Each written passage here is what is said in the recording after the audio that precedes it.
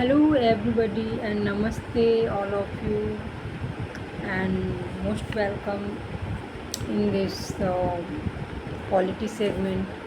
And today we are going to discuss pillar number 3, making of the Indian Constitution. Means making of the Indian Constitution. When we know it, then we will come to know that how our constitution has evolved over the period of time, and this was relentless efforts of constituent assembly so that it could brought into existence in meaningful manner. So let's move ahead with this making of Indian constitution and history of Indian constitution. Let's start from 1934. M.N. Roy first time put the idea of the constitution. Who put the idea of constitution first time? M.N. Roy, and in the Constituent Assembly. So M.N. Roy was the first person who uh, made this idea of constitution in 1934.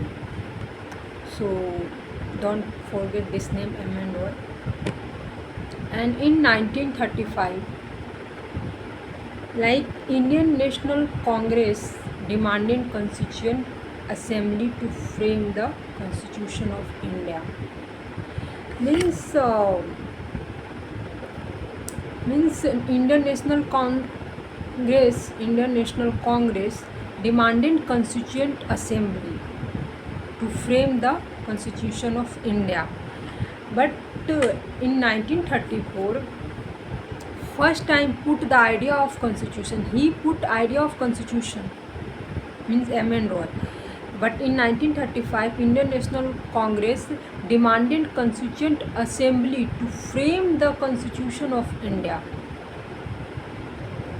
And in 1938, Jawaharlal Nehru, on behalf of the Indian National Council, declared the Constitution of Free India must be framed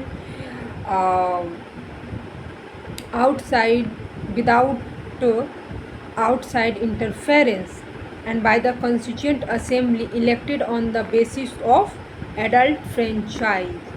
Means the Constitution of Free India must be framed without any interference and on the basis of election of adult franchise. And in 1942, Sir Stafford Cripps came to India and framing the independent constitution to be adopted after the World War II.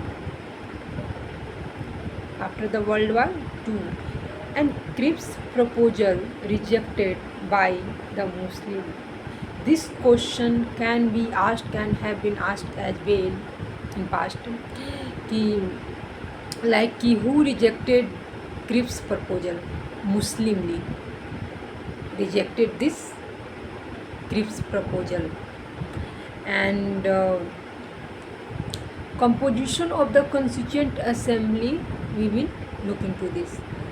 And Constituent Assembly was constituted in November 1946 under the scheme formulated by the Cabinet Mission Plan.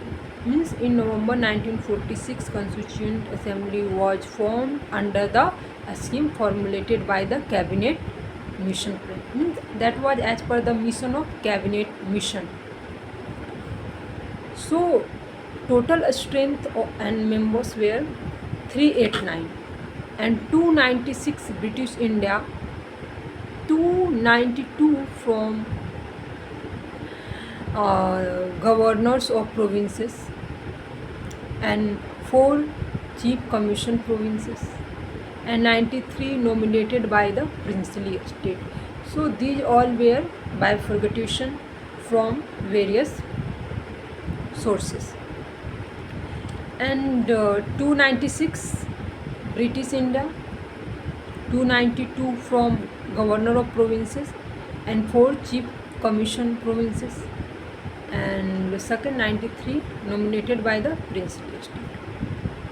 These all were total strength 389. And seat allocation on principle of community based on population. Principle of community based on population means roughly one seat equal to 10 lakh people. And method of election, proportional representation by means of single transferable votes. And what was the method of election? Proportional representation by means of single transferable vote. And provincial members selection on basis of nomination and constitution. So on the basis of nomination and constitution will be taking place. Princely states selection on the basis of nomination and consultation. Sorry, it's a consultation, not constitution. So provincial members were selected on the basis of nomination and consultation, and princely states were selected on the basis of nomination and consultation as well. Let's move ahead. Election in July to August 1948 took place, and 208 Congress members and 33 Muslim and 50 were others, and 93 seats remained vacant.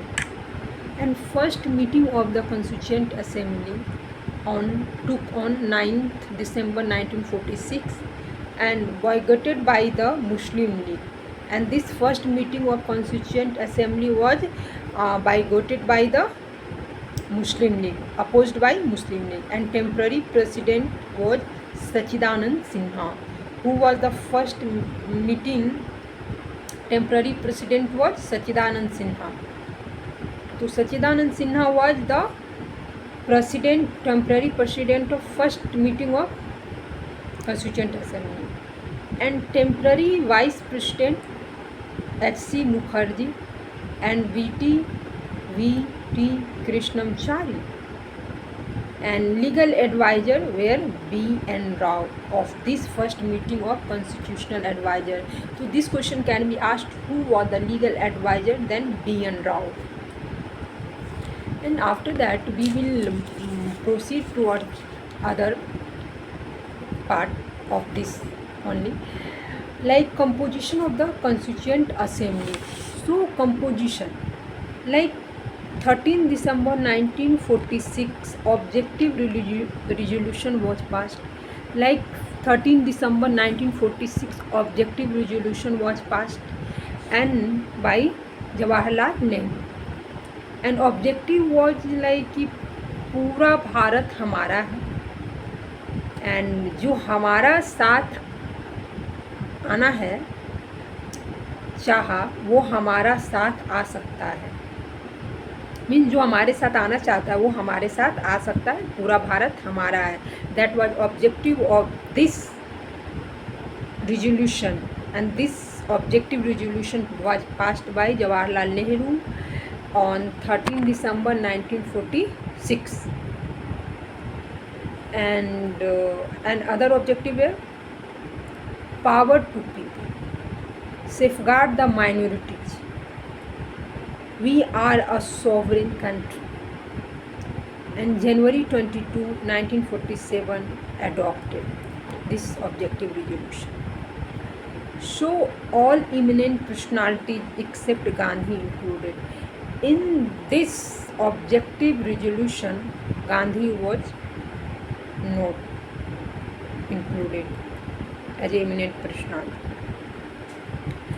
Now we will move ahead. Objective resolution on 15th December 1946 finally, and on 22nd January 1947, on 26th July 1947, creation of separate Constituent Assembly for Pakistan, means on 26 26th July 1947, creation of separate Constituent Assembly for Pakistan created, and on 29th August 1947, Constituent Assembly appointed the drafting committee.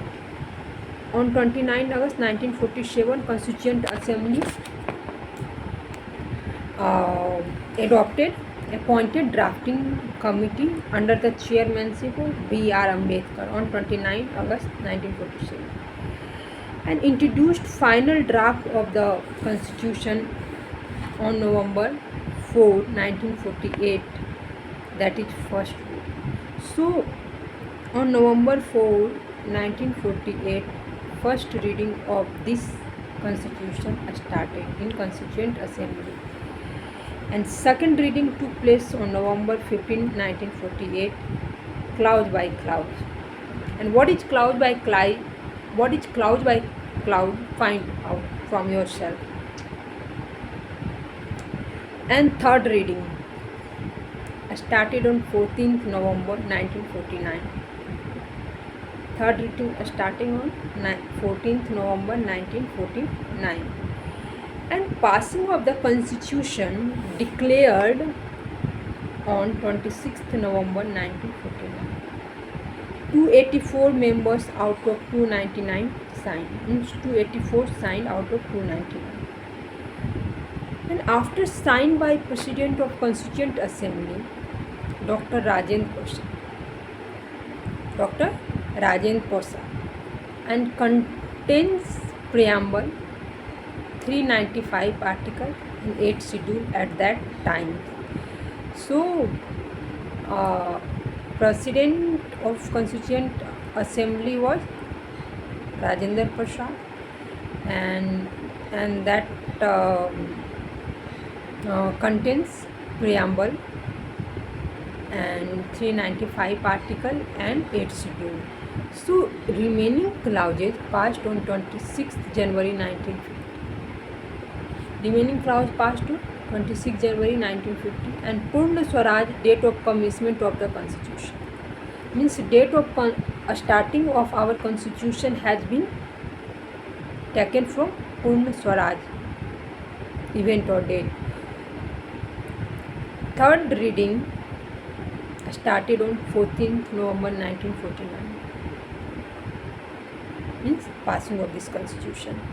So now move ahead, like the Indian Independence Act 1947. Constituent Assembly sovereign body became sovereign body. And note, if Constituent Assembly met as Legislative Assembly, then G.V. Mavlankar became chairman. If Constituent Assembly used to meet as Legislative Assembly, then G.V. Mavlankar used to be chairman of that assembly. And if meet as constitutional body, then chaired by Dr. Rajendra Prasad. This question can be twisted. As a legislative assembly, when Constituent Assembly used to meet for legislative purpose, then G.V. Mavlankar used to chairman.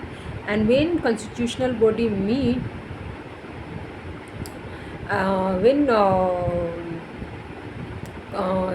meet constitutional body as constitutional body, then chaired by Rajendra Prasad.